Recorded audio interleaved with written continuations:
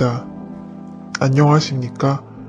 남들에게 대놓고 이야기하기에는 조금 곤란한 상황인지라 이렇게 사연을 보내게 되었어요. 다 듣고 나시면 저에게 욕을 하시는 분들도 계실 것 같고 위로를 건네시는 분들도 계실 것 같습니다. 어떤 말들이 오고 갈지 예상은 되지만 그래도 밖에서 속 시원히 털어놓지 못하는 제 심정을 조금이라도 이해해 주시길 바랍니다. 그냥 불쌍한 이웃 중 한 명의 사연이라고 생각하고 들어주시길 바랍니다. 저는 고등학교를 졸업하자마자 바로 일터에 뛰어들었습니다. 학교 성적이 변변치 못한 것도 있었지만 집안의 금전적인 사정상 대학교를 진학할 만큼 형편이 되지 못했기 때문입니다. 일을 하던 중 집사람을 만나게 되었습니다. 제가 일하는 공장의 격리 아가씨로 있던 집사람은 활기차고 예쁜 사람이었습니다. 늘 웃는 얼굴에 다정한 말투여서 저 포함 많은 남자들의 가슴을 설레게 만들었죠. 주변을 환하게 밝힌다고 해야 할까요? 활짝 웃는 아내의 눈을 바라보면 세상의 불이 밝혀지는 것 같았죠. 매력적인 집사람을 다들 흠모하고 있어서 저는 감히 고백할 엄두조차 못 내고 있었습니다. 그런데 의외로 아내도 저를 마음에 들어 했어요. 자신을 보면 부끄러워서 얼굴이 빨개진 채 당황하는 모습이 순박하고 착해 보였다고 하더군요. 그렇게 우리는 서로의 마음을 확인하고선 어느새 연인으로 발전하게 되었습니다. 항상 저를 편안하게 만들어주면서 존중해주는 아내를 보며 절대 이 사람을 놓치면 안 되겠다고 생각했습니다. 첫사랑인 집사람은 저에게 그런 존재였습니다. 하나뿐인 연인이면서도 때로는 엄마 같고 때로는 친구 같으며 때로는 조언자 같은 사람이었죠. 결혼하기 전 임신을 하게 된 집사람은 회사를 그만두게 되었습니다. 아무래도 공장의 환경이 아기를 갖고 있으면서도 일을 하기에는 그리 좋은 곳이 아니었으니까요. 저도 찬성을 했습니다. 그 뒤로 집사람은 조금이라도 살림에 보탬이 되어야 한다고 생각했는지 뜨개질로 부업을 했어요. 저는 그런 거 하지 말라고 그냥 편히 집에 있으라고 했지만 집사람은 이런 거라도 해야 마음이 편하다며 웃으며 늘 손을 쉬지 않았습니다. 좋은 노래를 들으며 뜨개질 하는 것이 아이 정서에 도움이 되어서 태교 활동도 된다고 하더군요. 정말 사람이 어쩜 저렇게 착하고 고울까 싶었습니다. 제 수입은 그렇게 많진 않지만 너무 적지도 않아서 두 사람이 먹고 살 만큼 벌었습니다. 그래서 집사람의 수입이 그렇게 중요하진 않았습니다. 둘이서 알콩달콩 행복하게 지내는 게 더욱 중요했거든요. 배가 점점 불러와서 우선 같이 살기로 하고 결혼식은 아이가 태어나고 나서 진행하기로 했습니다. 지금에 와서 생각해보면 그냥 그때 결혼식도 하고 사진도 많이 남기고 그럴 걸 그랬습니다. 대체 그게 뭐라고 혼인신고만 한 뒤 차일피일 미뤄왔는지 제 자신이 한심합니다. 10달 꽉 채워서 아이가 태어났습니다. 저는 집사람과 꼭 닮은 딸을 원했고 아내는 아들을 원했습니다. 집사람의 바램대로 아들내미가 태어났는데 우량아로 태어나서 정말 많이 고생을 했습니다.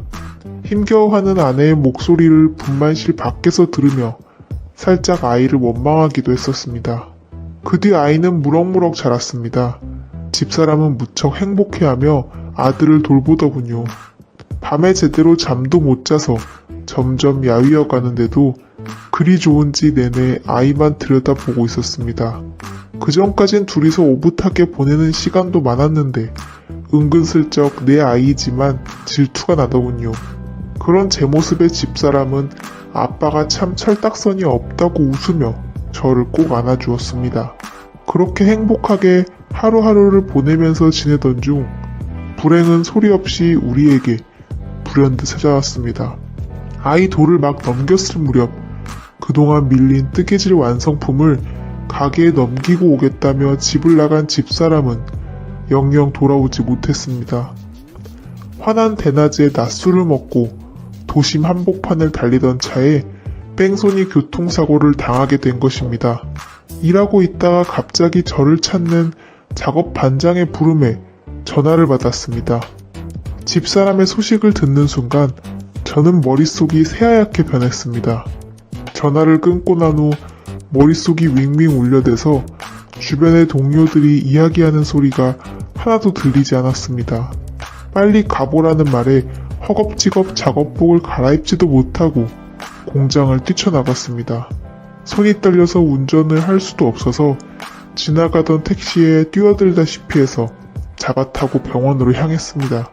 제가 도착했을 당시에는 이미 집사람의 얼굴은 파리하게 변하고 있었습니다. 머리 쪽부터 땅으로 떨어져서 뇌에 큰 충격이 와서 그렇게 되었다는 운이 안 좋은 케이스라는 말을 들어도 도무지 실감이 나지 않았습니다. 크게 다친 것 같지도 않은데 그냥 평소 잠자는 모습 그대로 누워있는 것 같은데 믿어지지 않았습니다. 손을 잡은 순간 산 사람에게서는 느껴지지 않는 싸늘한 감촉에 비로소 현실이구나 알게 되었죠. 제가 할 수 있는 것은 오직 절망만을 느끼고 소리 지르며 미친 듯이 오열하는 것 뿐이었습니다. 여보, 일어나서 눈 좀 떠봐. 거짓말이지? 당신 없으면 나 어떻게 살라고. 우리 동우 장가가는 거 봐야지. 나랑 결혼식도 올려야지. 나 혼자 살아가는 것은 아무런 의미가 없는데 왜 이렇게 누워만 있어. 제발 거짓말이라고. 장난친 거라고. 깜짝 놀랐지라며 웃으며 일어나줘. 부탁이야. 아무리 아내 이름을 애타게 불러보아도 이미 세상을 떠난 집사람은 아무런 대답이 없었습니다. 직후 경찰은 아내를 친 가해자를 잡았다고 하더군요. 제법 떨어진 거리까지 운전하고 가서는 전봇대를 받고 나서야 질주를 멈췄고 체포할 당시에는 만취 상태로 차 안에서 에어백에 머리를 박고 잠을 자고 있었다고 합니다. 경찰서로 달려가자 아직도 술에 취해서 수갑을 찬 채 해롱대며 잠을 자고 있는 남자의 얼굴을 보자 피가 거꾸로 솟았습니다. 전 울부짖으며 멱살을 잡았지만 제대로 몸도 못 가누는 남자는 무엇가 그리 우스운지 희죽대면서 알 수 없는 말을 짓거리더군요. 이 남자를 끝장내고 나도 아내를 따라가야겠다고 생각하며 달려갔는데 경찰들이 바로 저를 제지하는 바람에 그 어떤 물리적인 행동도 가하지 못했습니다. 나는 집사람을 위해 아무것도 할 수 없는 존재구나 더욱 비참했습니다. 그렇게 그놈은 바로 그 자리에서 체포된 후 법정 앞에 섰으나 초범으로 진정으로 죄를 뉘우치고 있으며 음주 상태의 심신미약으로 2년이 선고되었죠. 제가 합의를 하지 않았는데도 그것밖에 안 나오다니 정말 모든 것이 무기력해지는 순간이었습니다. 아직 30도 되지 않았는데 호라비가 되어서 아이를 키우며 살아갈 생각을 하니 황망했습니다. 장례식장에서도 엉망이었던 분위기가 생각납니다. 집사람을 함께 알고 지냈던 공장 사람들은 모두 진심으로 슬퍼했습니다. 같은 격리부서의 아가씨들은 울다가 실신하기도 했었죠. 처가댁 식구들 또한 마찬가지였습니다. 처음엔 저 같은 놈에게 시집가서 이런 일이 벌어졌다며 저에게 화를 내고 욕도 하셨죠. 그러다 나중에는 저도 마찬가지로 아프고 힘든데 본인들이 너무 말이 심했다며 다독여 주셨습니다. 솔직히 음주운전한 사람이 죽일 놈이지 우리 모두 피해자이며 아픈 가족들이라고 말이죠. 그러나 저는 장인어른의 말도 틀린 게 하나 없다고 생각이 들었습니다. 집사람이 저보다 훨씬 잘나고 돈 많은 남자와 만나서 결혼했으면 그깟 뜨개질 따위 안 하고도 잘 살 수 있었을 거니까요. 그럼 뜨개질 장사하러 나가다 차에 치일 일도 없었겠죠. 그런 생각들이 저를 어둠 속에서 헤매도록 만들었습니다. 소위 말하는 우울증에 걸린 것입니다. 장례식을 마친 후 전 아무것도 하기 싫었습니다. 집사람의 채취가 있는 옷들을 끌어안고 하루 종일 침대에서 울기만 했습니다. 아이는 도저히 제가 볼 수 없을 것 같아서 처제에게 부탁을 해서 처가댁에 맡겨두었습니다. 그렇게 집안 모든 커튼을 닫고 나서 밤낮 구분도 없이 술에 빠져 지냈습니다. 이렇게 살아서 뭐하나 싶었는데 아직도 차마 세상을 뜰 용기는 나지 않더군요. 그러던 어느 날 처제가 집에 들이닥쳐서 커튼을 열고 청소를 하기 시작했습니다. 쌓여져 있는 술병도 싹 내다버리고 청소기도 돌린 뒤 요리를 하기 시작하더군요. 그 모습을 멍하니 보고 있는데 밥을 다 차린 후 식탁에 저를 앉힌 뒤 제 손을 꼭 잡고 하염없이 울기 시작했습니다. 혹시라도 안 좋은 생각은 절대 하지 말라고 하더군요. 언니가 얼마나 형부를 지극정성으로 사랑했는지 잘 알고 있다며 언니가 평소 했던 만큼 자기도 많이 챙겨드릴 테니 앞으로 조카 자랄 동안 걱정하지 말라고 저를 위로해 주었습니다. 평소에도 어른스럽고 속 깊은 처제였기에 그 말은 많은 힘이 되었습니다. 주변 사람들의 위로와 응원에 힘을 얻어서 앞으로 어떻게든 최선을 다해 살아가야겠다고 결심했죠. 집사람이 없어도 혼자서 열심히 벌어서 부족함 없이 아들을 번듯하게 잘 키우고 살겠다며 말입니다. 스스로 마음을 다잡고 다시 일을 하기로 마음먹었습니다. 기존의 공장은 도무지 나갈 수 없었습니다.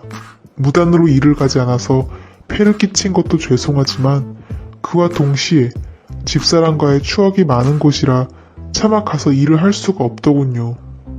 아직 아이가 어려서 어떻게 해야 하나 싶었는데 처제가 적극적으로 저를 도와주겠다고 했습니다. 처제가 사는 곳은 저희 집에서 그리 멀지 떨어지지 않은 곳이었습니다.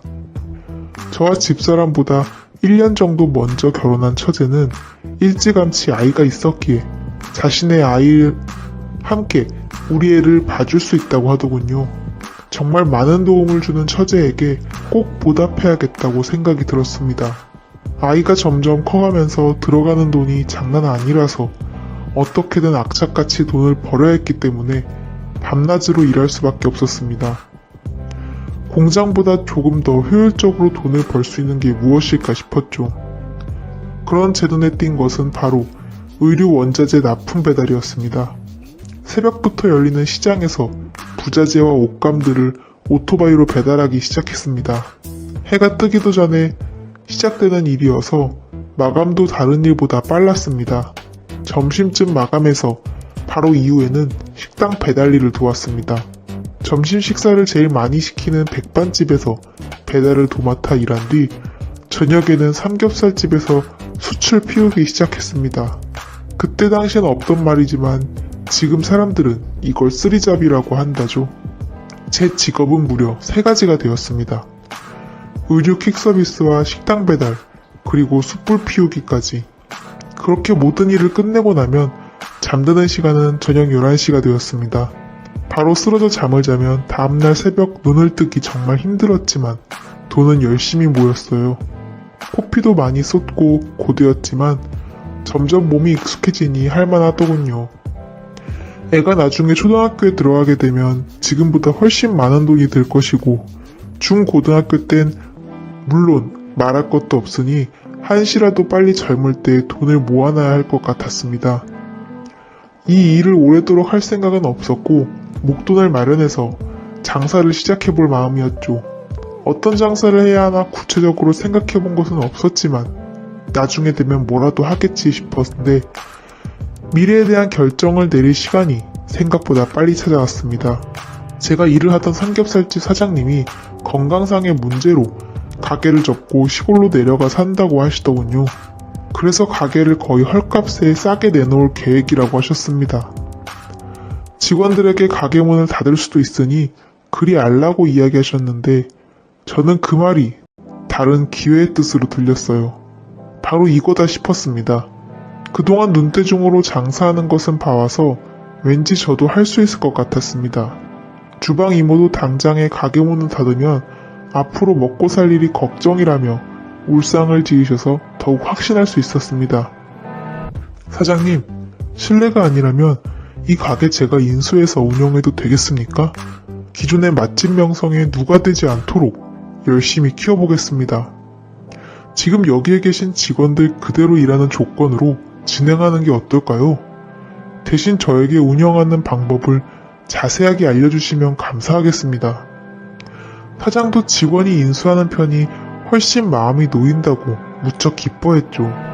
납품 거래처의 연락처와 고기 단가, 양념장 비율 등 운영에 대한 모든 것을 매일같이 제게 알려주었습니다. 본격적으로 가게를 운영하기 위해서는 다른 일을 할 수가 없었습니다. 그래서 저는 오토바이를 처분하고 삼겹살집 하나에 매진하게 되었습니다. 그래도 힘들게 3가지 일을 할 때만큼 돈이 벌리더군요. 오히려 시간적으로 여유가 생기니 이젠 아들 얼굴 볼 여유까지 생겼습니다. 그래도 확실히 저 혼자 아이를 케어하는 것은 벅찼습니다. 아침엔 얼굴 보며 대화도 나누고 유치원도 데려다 줄 수 있었지만 아이를 픽업하러 갈 때쯤이면 삼겹살집 오픈 준비를 해야 했습니다. 마감을 끝내고 집에 가면 아들의 자는 얼굴밖에 볼 수 없었으니 오후 이후부터는 항상 다른 사람 손이 필요했죠. 그걸 바로 처제가 늘 수고스럽게 도와주었습니다. 저 대신 아이 유치원에 가서 데려와주고 자신의 집에서 밤까지 데리고 있으면서 저녁도 먹였거든요. 그럼 밤에 잠들어 있는 아이를 제가 데려오기만 하면 되는 것이었습니다. 동서도 착한 남자라 제 사정을 다 이해해 주었습니다. 그렇게 반복적이고 평화로운 일상에서 악마의 유혹이 생겨서 모든 일이 조금씩 틀어지는 사건이 발생하게 되었습니다. 바로 처제와 제 사이에 숨겨진 비밀이 시작된 바로 그날이었죠. 매주 월요일에는 아이와 함께하기 위해서 장사를 쉬는 날로 정했었습니다. 그날도 변함없이 아들을 유치원에 데려다 준 후 집에서 대청소를 하고 있었죠. 아무리 평소에 조금씩 치워놔도 주중에 하루는 날 잡고 뒤집어놔야 개운하더군요. 열심히 청소에 열중하고 있는데 누군가가 집에 찾아왔습니다. 바로 처제였습니다. 낮술을 한잔 했는지 흐트러진 모습으로 서 있더군요. 한 번도 이런 모습을 제게 보인 적이 없는데 무슨 일이 있는 것인가 싶어 깜짝 놀랐습니다. 술 냄새가 풍풍 풍기길래 대체 뭔 일이냐고 동서와 다퉜냐며 재차 물어봐도 대답이 없었습니다. 처음에는 평소처럼 우리 아들에 대한 이야기를 늘어놓더군요. 요즘 유치원에서 이렇다더라. 애가 돈가스를 유난히 잘 먹는 것 같다. 라는 등 묻어난 이야기를 하다가 갑자기 집사람 이야기를 꺼냈습니다. 형부, 언니가 하늘나라에서 우리를 지켜보고 있는 것 같아요.